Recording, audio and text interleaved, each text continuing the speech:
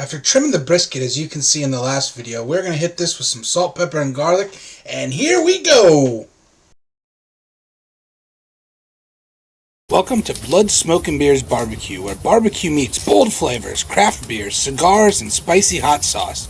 We're serving up epic cooks, fun reviews, and a whole lot of smoky goodness. Let's fire it up. Okay, it's the next day. We trimmed the brisket up last night, and today we came out to the Oklahoma Joe offset reverse flow smoker, and it's been running for about an hour now. We got nice clear smoke. Before it was just bellowing out white smoke, so that's good now. So we got our firebox over here. The heat comes in, goes all the way across, comes back across the brisket, and then out the vent stack. So we're going to throw that on and let it go probably 10 hours is my guess. So let's do this. Pit's sitting at about 260 degrees. We're going to go ahead and get this thing opened up. Get our brisket on. We're going to put the point side towards the firebox, and what that will do is when the smoke comes up here, like I was talking yesterday when we trimmed it, I wanted this aerodynamic brisket. It will let the smoke come over here. This is usually the hottest spot, and that piece is a little bit thicker, so we're going to go ahead and lay it on just like that. And if you're looking, you ain't cooking. So we'll come check on this thing in about 2 hours. Okay, our brisket's been on for 4 hours and 10 minutes at 230 degrees. We're gonna go ahead and give it a check. I just put some wood in there, so get a little more smoke than normal. Bark's sitting up nicely. Probe it and see where we're at on temperature. 145 in the flat, 148, come down here to the point, 151. Okay, so we're looking good on temperature. I'm gonna give it a little spritz and just let it keep going.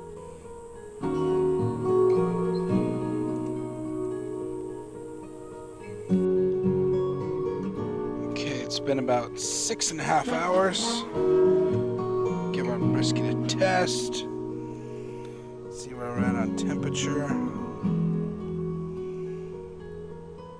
160. About 160. It feels tough, but our bark's set. It's got a nice bark on. Doesn't come off on your finger. So we're gonna get ready to start wrapping this thing shortly. Okay, so our brisket's off the grill. We're gonna wrap in pink butcher paper. We have our beef tallow ready to go. But before I do anything, I like to lay out my butcher paper.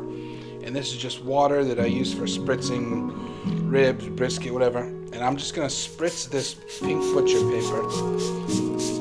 I've seen a lot of people not do this. You don't have to do this.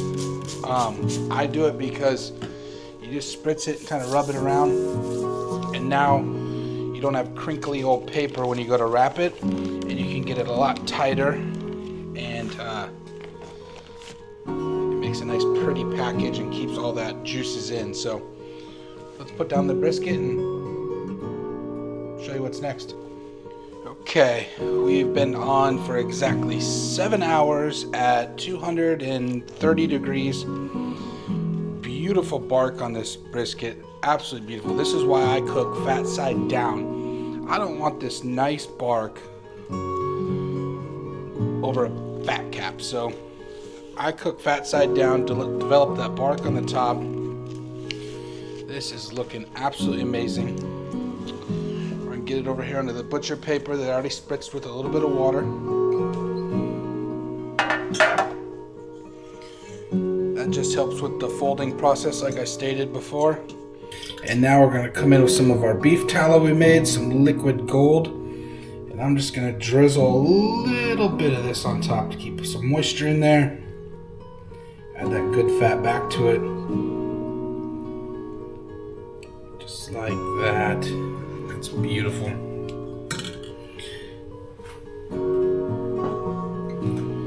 And now we're gonna go ahead and get this wrapped up.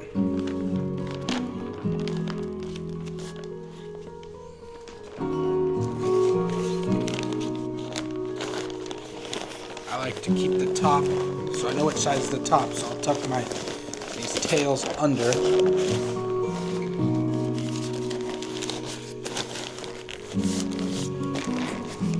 And there you have it. I'll go back on just like that. Now is the time where I'll go put a probe in. So let's get back out to the grill and get this on. Okay, we're back here at the grill. Got our brisket wrapped. We're gonna put this on the exact same way it was on before. So we got the point down here on our right side down here, flat down there. And we're gonna go ahead and stick a temperature probe in this thing.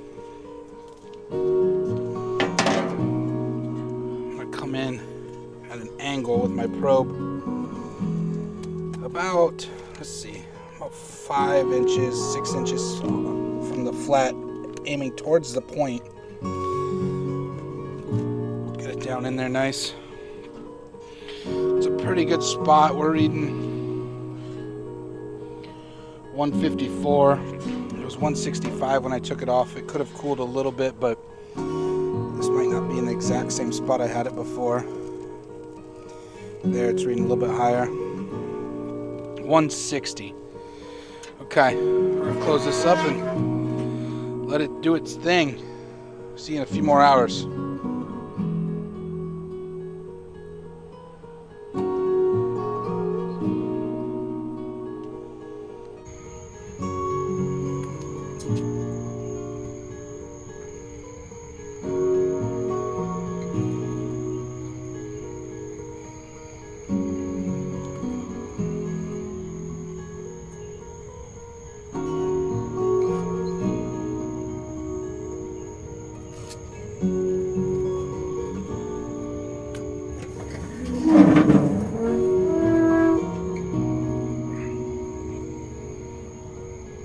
Okay, moment of truth. After a 10-hour cook and a 4-hour rest, we are going to go ahead and check out our brisket.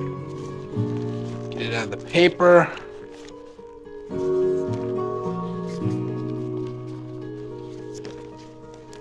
Still smells delicious.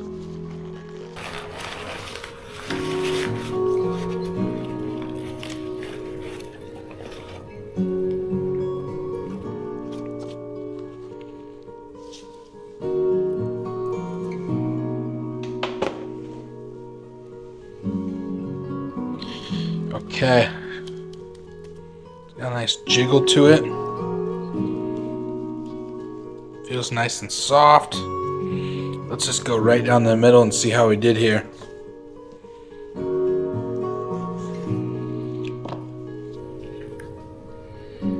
Okay, look at that.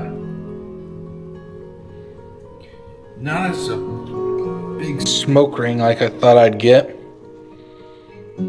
That's all right. Let's see how we did here. Cut a few slices off.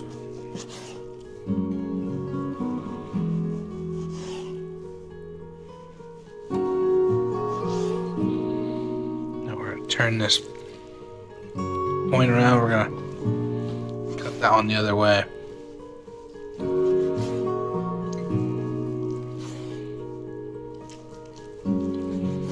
Cut against the grain, so the flat's usually not my favorite. Let's take a look.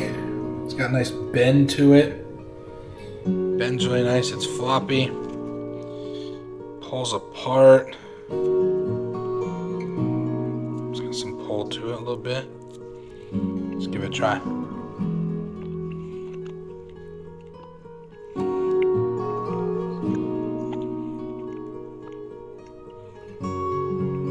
Really good flavor.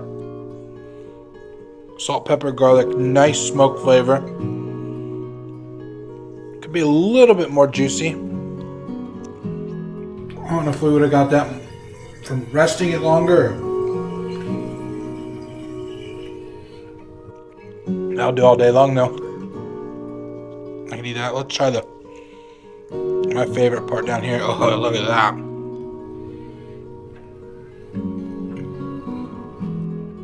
That's why this is my favorite part. Look at how juicy that is. That is so juicy. Nice flop. Yeah, this is nice pull. Let's give this a try.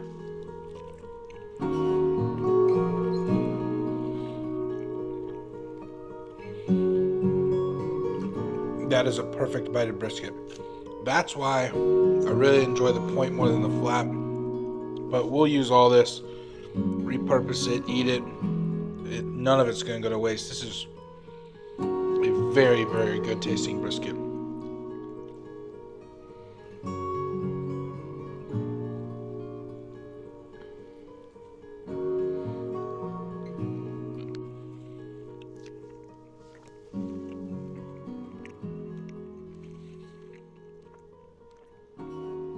Okay, I'm really happy with this. Super happy with this.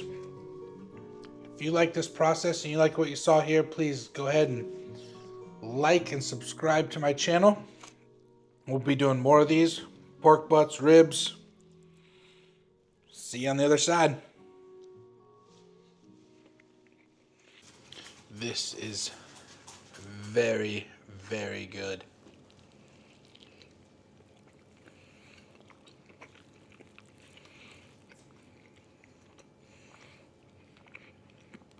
Who doesn't love a good brisket?